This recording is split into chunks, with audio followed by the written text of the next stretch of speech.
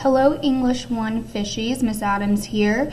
If you are watching this video, that means that you should be on task 2, that means station 2 for today, all right? So I'm going to model this first paragraph, paragraph 37, and then in your groups, you will finish the rest of this Scarlet Ibis passage doing the exact same process that I'm going to show you right now, all right?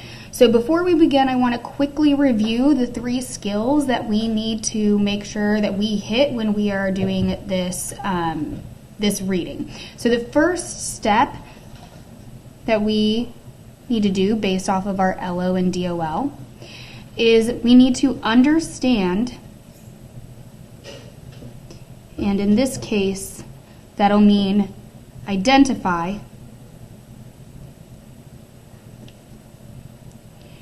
figurative language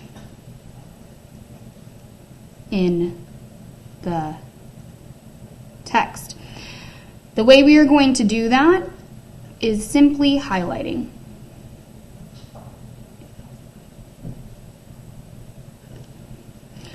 So when we're reading, we'll identify figurative language in the text by highlighting it. That's skill number 1 that we need to practice today based off of our LO. Okay? Skill number 2 that we are practicing today is making inferences. Shocker. So we are going to make inferences, right? And we're specifically making inferences today about figurative language. Make inferences, let's say with figurative language. And the way we're going to do that is simply through our annotations. All right? So those are 2 things that we naturally do when we already read. We're identifying the figurative language using our highlighting. We're making inferences using our annotations. Specifically, that inferencing annotation is the association side. All right? The third skill based off of our LO that we are practicing today is drawing conclusions. So we're going to draw conclusions, again, focusing on that figurative language. So we're going to draw conclusions about, and it's how the author's figurative language impacts the reader. So about the impact of figurative language. All right? And the way we're going to make those or draw those conclusions today is by answering questions.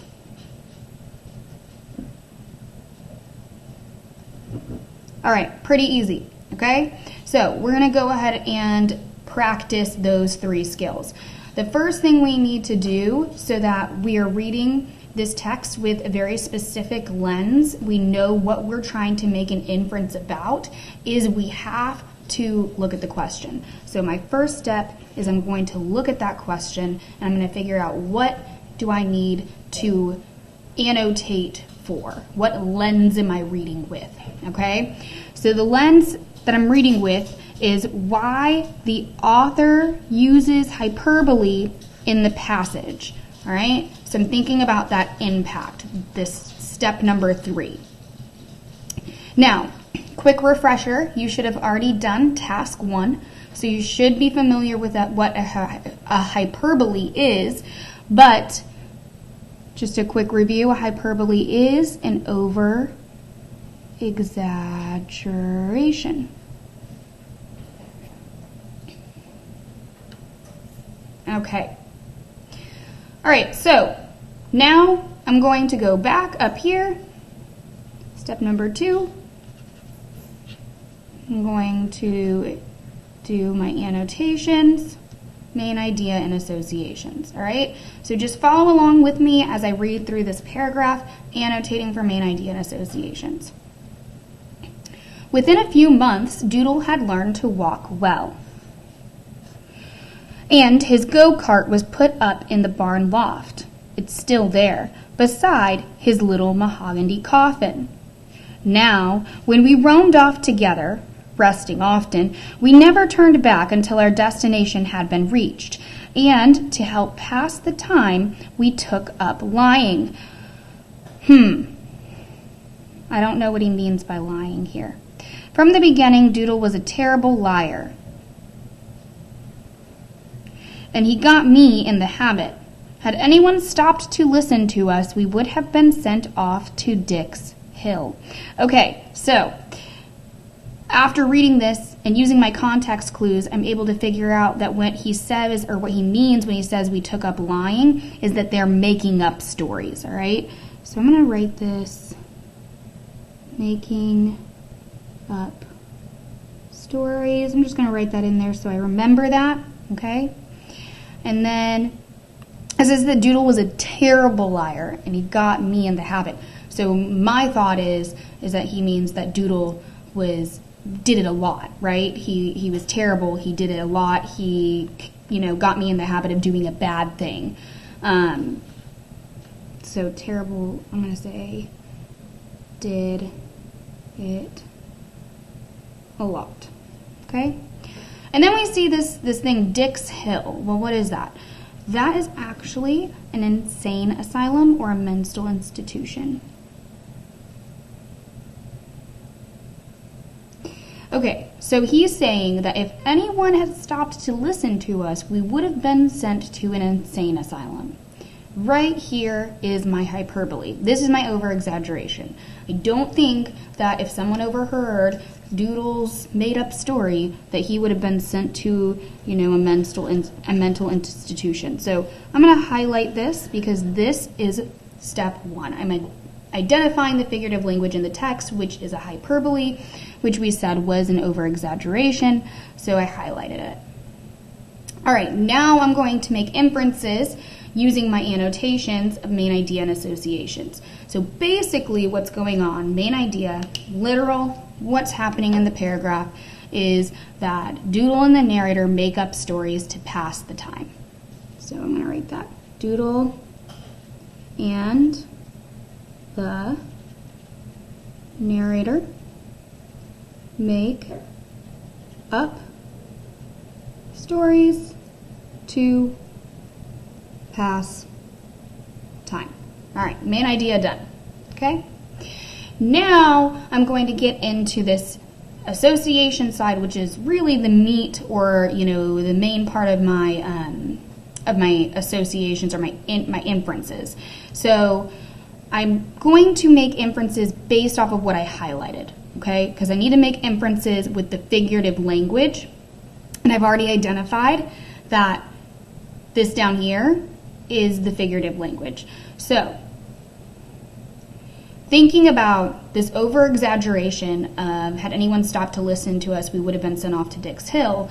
Well, that means that these stories were super crazy, like they're super out there, okay? So I'm going to say the stories are outrageous, all right? I also said crazy,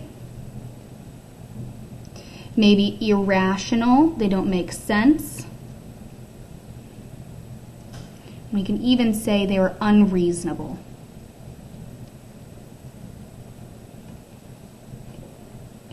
All right. So, annotations are done. Now I'm going to practice my third skill. I'm going to draw conclusions about the impact that this figurative language had on me and why the author then decided to use it. So, starting with the words from the question. The author used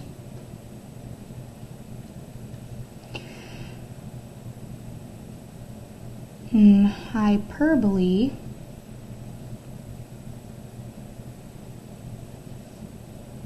in this passage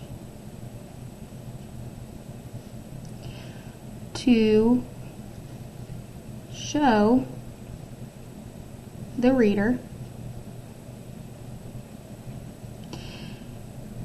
how, and now I'm going to pull in my association because that's my inference, all right? And this inference is what allows me to draw my conclusion, okay? So you can choose any of these four words. I'm going to choose the word outrageous. So it shows the reader how outrageous Doodle's stories were, and now I have to pull in this idea of what a hyperbole does, so it over-exaggerates, were by the over-exaggeration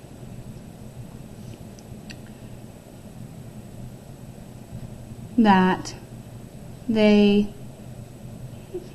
would be sent to a mental institution. All right, so why did the author use a hyperbole in this passage? Well, the author used a hyperbole in this passage to show the reader how outrageous Doodle's stories were by the over-exaggeration that they would be sent to a mental institution.